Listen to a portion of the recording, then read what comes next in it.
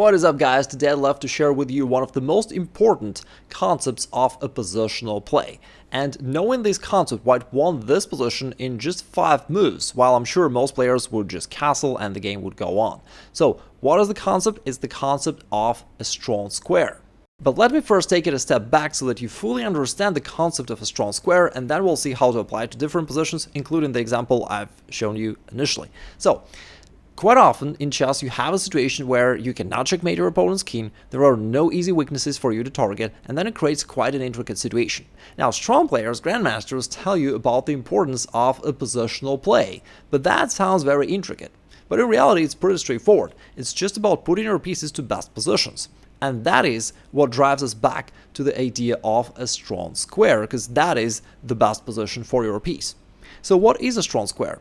Well, ideally it's a square in your opponent's territory that is not guarded by pawns. Now, why do we wish it to be that way? Well, because if certain squares are guarded by a pawn, such as these 2 squares, your knight or any other piece can never go there, or else they will be captured. Therefore, we need to find that hole, that weakness, that square that is not defended by a pawn. And in this case, if you focus your attention mostly on these 2 rows in opponent's position, you can see a number of squares, pawns, which are undefended by other pawns and can never be defended by a pawn.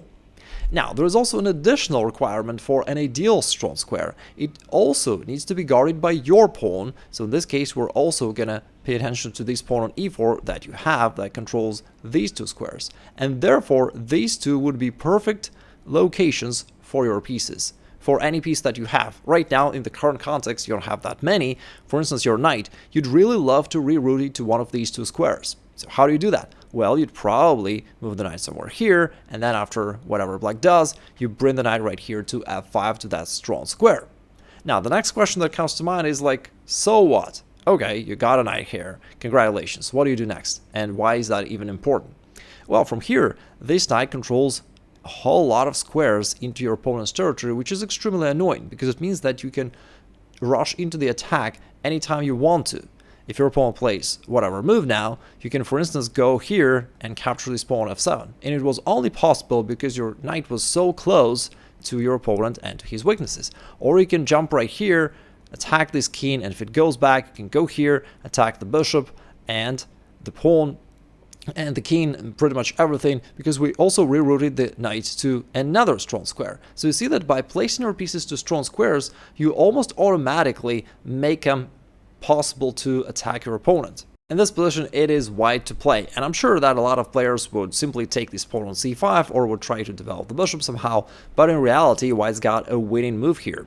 And in order to find it, you need to have that habit of looking for strong squares for your pieces. Here, there's this hole on d6, and you'd really love to occupy it, and you can by moving the knight forward to b5. From here, not only you threaten to bring your knight to this excellent square, but also you threaten this fork from c7 to the king and rook. And if black tries to somehow stop you from going there, then you can land your knight on this excellent square with a check to his king. But even though the king can move away and there is no immediate checkmate, just notice how this knight is dominant all around, how it prevents black from moving or doing pretty much anything. And if you think about this position, if let's say we just trade off this only active piece which black has, after that it's pretty hard for black to even move or do anything.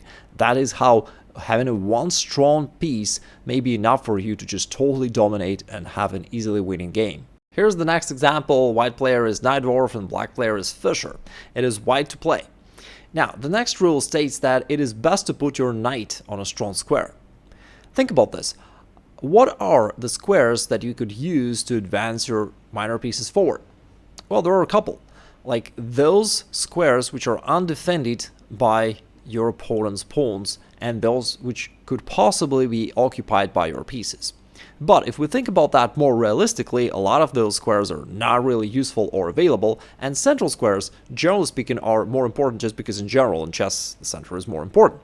So if we put away those squares which are not very reachable for you straight away, then you've got this square f5, which would be pretty nice for you to occupy, or this square on c4. So the next question you have is, how do you reroute your pieces and preferably your knights there? Now, why are we talking about your knights? Because imagine you put your bishop right here. But like, so what? Nothing really changed. Your bishop still occupies pretty much the same diagonal. Because for your linear pieces, such as bishops, they don't have to be brought forward too much. They can be active from a long distance. But your knights are totally passive unless they're brought closer to your opponents. And that is why you wish to use your knight and land it on a strong square. So if you wish to land your knights to one of these two strong squares, how can you do that? Well, for this knight, it can just jump there. That's cool. How about the other knight? Well, it can probably go here, and from here in the future it can land to one of those two strong squares. So once you get the habit of thinking about your knights and identifying what would be the best positions for them, you can easily play those good positional chess. So here white played knight to e3, aiming most likely for this square. This square would also be cool, but in this case black can trade it off. Either way, both ideas are potentially viable for white. Black played knight to g6, but now white can ultimately land his knight to this excellent square. Now we're already targeting this weak pawn on d6. Maybe the knight can jump forward and attack those other pieces, and just rerouting the knight to a strong square basically made it a one game for white, and white indeed won the game later. And since I feel bad for Fischer after the previous example, let's give him a chance to demonstrate his best play in this game. Here he is playing white, and this time Fischer is the one using the concept of strong squares. Now in this position, there is this juicy square d5 that you love to occupy with your knight. We know that your knight is the best and most suitable piece to occupy a weak square. However, if you move your knight there straight away, your opponent will simply trade it off using his minor pieces. So what do you do? Somehow I can draw it like this. So what do you do when there are certain defenders of a weak square? Well, you can trade them off. So Fischer played bishop g5 first, taking aim at this defender. After black played queen b6 check, white moved the king away, black castled. Now Fischer first off trades the first defender of the weak square, and then there is another interesting and instructive moment. Even though white could bring either a knight or a bishop there, we know that you really wish to keep your knight on a strong square, because your bishop is already quite active. But your knight is not doing much, therefore you'd wish to occupy this square by your knight. Therefore Fischer played bishop d5 to trade off the last defender of that square, and now, after a couple more moves, this square is absolutely vacant for our knight to be occupied, and then, after a couple moves, he first moved the rook to the center, and then landed the knight to d5, and now we have this absolutely monstrous knight dominating all over the position. After the queen went back and c3, just not to lose this pawn, now black is totally stuck. Notice that this knight controls so many squares in black's position that it's really hard for black to maneuver, to do anything. And white is absolutely dominant and can attack either on the king side or queen side and basically do whatever he wants to. This time we've got a totally different position arising from the king's Indian defense. It is black to play. And here's another helpful idea. We know that a strong square ideally should be defended by your pawn. Therefore, if you look at your central pawns and notice squares under the control of those pawns, it gives you a hint on where you could possibly land your knight.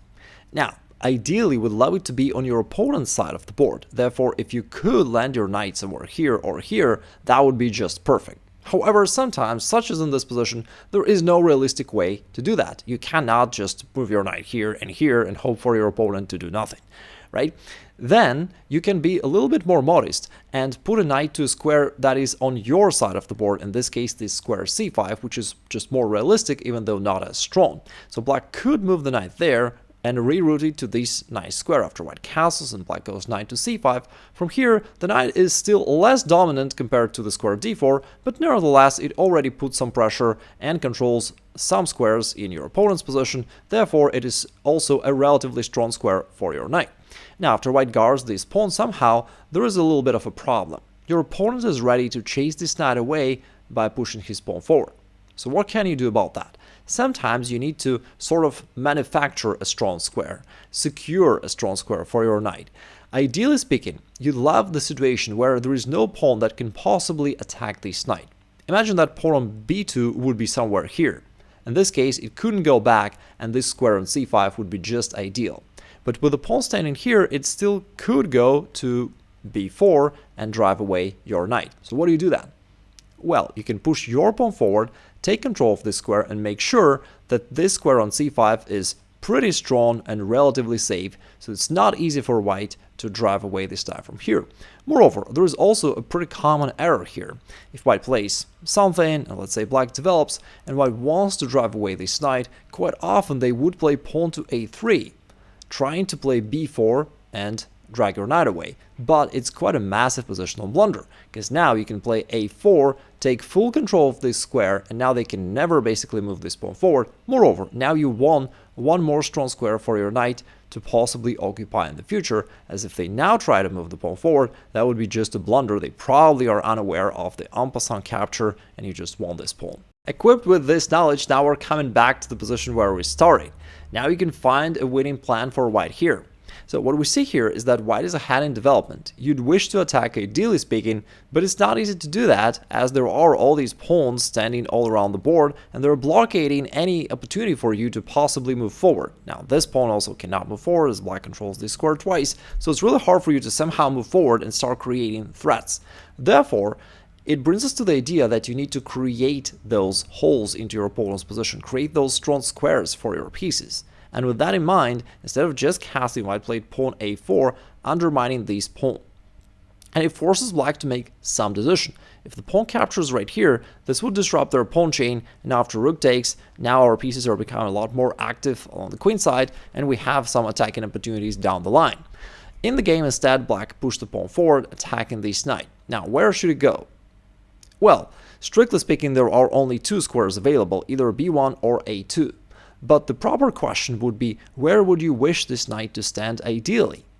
And ideally, we see that there is this strong square, which is no longer defended by your opponent's pawn. So how can you reroute the knight to the square c4? And the answer is, for this square, and then it can be rerouted this way. So black played a5, trying to build their pawn chain, and after knight to d2 and d6, white could move the knight right there straight away, but they noticed that there is also one more strong square that they can occupy. This time it's the b5 square, which is no longer guarded by the pawn, and now your bishop is also pretty active, attacking the king. After black covered the king, now knight comes to c4, and now you manage to advance your pieces forward, and finally you start creating threats. This bishop is annoying, the knight is also controlling a lot of squares right here, even though it's not attacking anything straight away, but it's already extremely unpleasant. Also, it's putting pressure to this pawn on a5. Black tried to play h6 to push back at least some of white's pieces, but white ignored it and just sacrificed the knight right here. This knight is pinned and also attacked by our bishop and knight, therefore they need to capture it. But white's idea was to push the pawn forward. You see that we cleared the space, and also we have all these strong pieces which are putting pressure onto your opponent. Now the queen is attacked, it has to move somewhere. Our knight is doing a great job controlling all these squares, so the queen has to go. And now after knight takes e5, black is defenseless due to this pin. We're going to capture this knight on the next move with a double attack to his queen and king, and that's how we win the game. Strong squares is one of the concepts of a positional play, and if you want to have my complete blueprint of positional chess, head to this free masterclass, and I'm sure it'll be much easier for you to play middle games after that, so I'll wait for you on the inside.